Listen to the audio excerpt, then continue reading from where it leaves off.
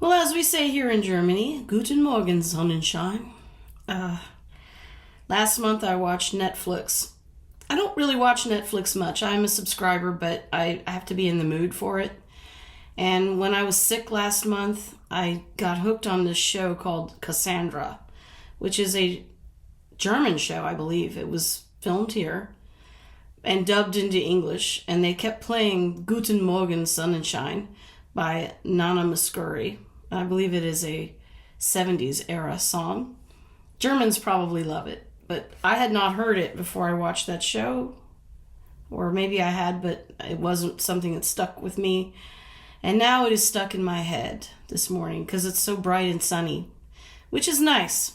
This time of year, it's always nice in Germany after the winter because it's a very dark and dreary and tends to rain and snow. When the spring comes, suddenly you have sunshine and it's nice. And everybody who has a convertible, and actually I do have one, but I don't drive it very much, they all have their top down, even if it's still brisk outside, because they love their sunshine. I want to talk a little bit more about yesterday's video, because I'm not sure that the few people that watched it, that everybody got to the end of it and the point, which actually was the title, which is sometimes really terrible things happen and then they lead to better things. And the overall theme of that, I was talking about the dog that we tried to adopt, who unfortunately the pet taxi driver who drove him to us, and it was the day the world shut down for COVID, she didn't have him properly restrained and he got away. And then he was hit by a car on the Autobahn. And that affected us, and it affected her and the pet rescue and the people that hit the dog because their car was damaged. And people who heard about the story or read about it, or it did kind of around here. I did post about it on social media because I was trying to find him, hoping we could catch him before he met tragedy. And it wasn't to be. But there were a lot of people who saw this and figured they knew the whole story and were blaming us for it. And to be totally honest, here's how I'm going to explain this. We assumed, and I guess you know what they say, when you assume, you make an ass out of you and me. Well, this was a professional pet taxi driver who went to Hamburg and picked this dog up for us. And the people that handed him over to her gave her a harness and a collar and everything. And she claimed that it didn't fit him. Or she didn't get one or something, but she apparently was driving him illegally because, as I mentioned yesterday, dogs have to be secured in cars here. But she didn't have a harness on him or a collar or anything when she took him out of that van. And she claimed that they had not given her equipment. So I don't know why. My husband noticed that she had a bunch of leashes in her car. It was just very bizarre. But again, we assumed, because on the website there was a lengthy article about how to safely transfer dogs. And, there was a picture of a dog wearing one of those harnesses that has an extra strap that goes around the belly. And it was very officially written. Or if you don't have one of those harnesses, then you put the dog in a crate or a box.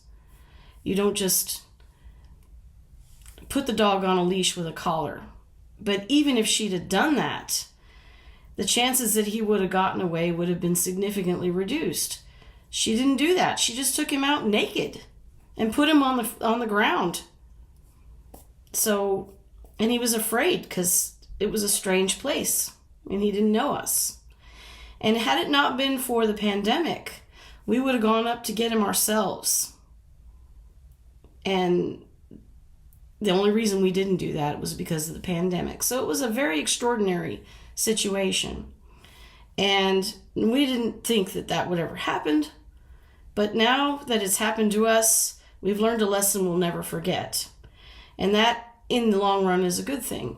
And the fact that I'm telling you this story, especially if you're involved with dog rescue, is also a good thing. Because maybe you'll remember this story. And you'll understand why it's important to make sure that animals that you are trying to transfer to new homes are properly secured. Just a couple of things that I want to mention just for the interested in the aftermath of what happened. The pet rescue sued the taxi driver for the value of the dog. A few weeks before we went to Slovenia to pick up Noisy, because his rescuer brought him up from Kosovo with a couple of other dogs that she was rehoming. We went to Slovenia to pick him up. But we had to rush back to Germany because my husband was summoned for the court case. And it happened to be the day after we got Noisy. And we rushed back to Germany, and he put on a suit and drove to the town where the proceeding was going on. And when he got there, everybody was wearing jeans. And the taxi driver wouldn't look at Bill. And it turned out that they'd already settled the case and didn't tell him that he didn't need to show up. So much for German efficiency, huh? So he was ready to testify. And of course, they would have needed a translator because Bill does speak German a little bit, but he's not fluent. So they would have had to get a translator for this.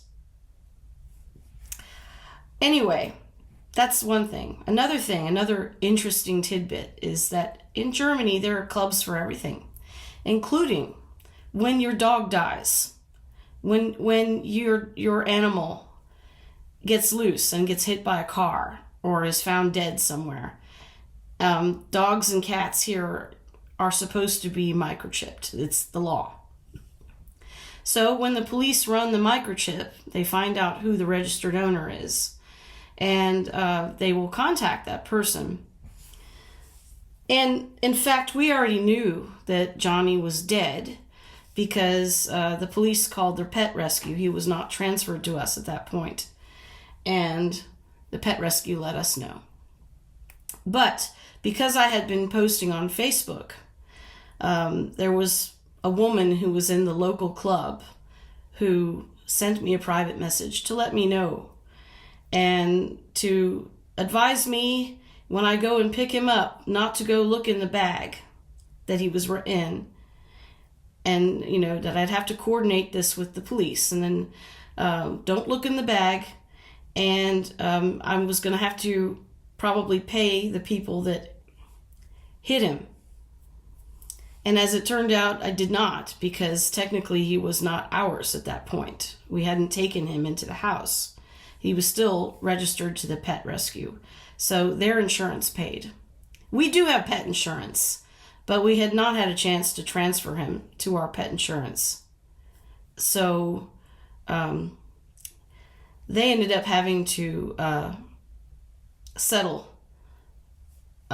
They had to settle with the person that hit Jonny on the Autobahn. So that's another thing. If you ever move to Germany, make sure you have pet liability insurance if you have a dog, and regular liability insurance. It's cheap. Everybody's got it. You're expected to have it. If you have a dog and your dog does something like gets loose and causes an accident, you're going to have to pay for that. And a regular liability insurance policy is not going to cover it. We have both. We have one for pets and we have one for us in case, something happens. And something happened in our last house. And I tried to talk about it, but in an earlier video, but it just didn't. If anybody wants to know that story, I will share it at some point. We also have legal insurance, which is nice and came in handy for us. If you ever need to sue someone or someone sues you. We did have to do that here. And legal insurance is great. You call up their hotline and they tell you whether or not you have a case, and it defrays the cost of suing someone, or when you get sued. We did have to sue our former landlady, but I'm not going to get into that now because this video is getting long. But anyway, the point of yesterday's video was that sometimes bad things happen for a reason, and they give you an opportunity to fix things. And in the grand scheme of things, what we're going through right now, maybe that's what's happening to us. It's terrible that adorable dog, it was at his expense that this lesson had to be learned. It was pure negligence. We will never rely on that again. If we ever did have a pet taxi bring us a dog, we would make sure, do not take that dog out unless it's on a leash with a harness or in a box. Now we know, and I'm sharing it for you. But it's a terrible way to learn that lesson, I guess is what I'm saying. But in the long run, we ended up with Noisy and Charlie, and they are delightful. And they are no longer living in Kosovo, where there's a big street dog issue. These dogs have a home with us. So in the long run, it did end up fine, but horrible, horrible, horrible situation. So that is the end of my explanation, and I hope this video helps somebody or informs or entertains, whatever. Maybe it was a waste of time making it, but I'm sharing it for the interested. And I hope you'll have a good day, and you have beautiful sunny weather like we do. And maybe in the long run, we'll learn something from these bleak times that we're going through right now.